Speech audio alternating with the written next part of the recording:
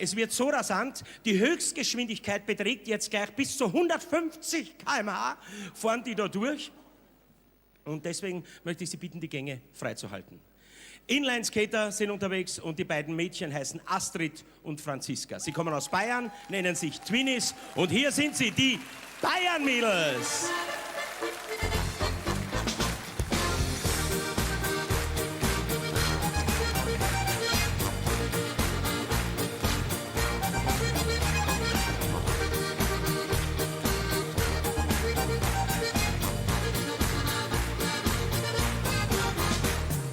Mädels aus dem Bayerwald, sagen die Leute, die macht man halt.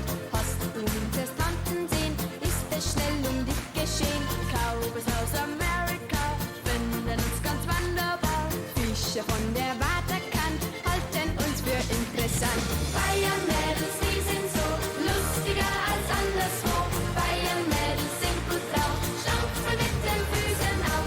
Bayern-Mädels sind ein Hit, klatschen, tanzen, singen mit. Bayern-Mädels sind bekannt in jedem Land.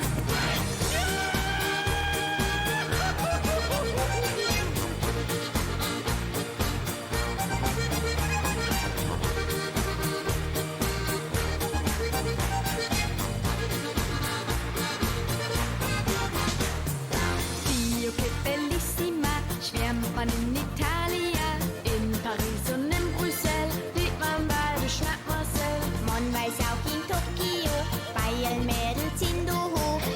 Und trotz Magie war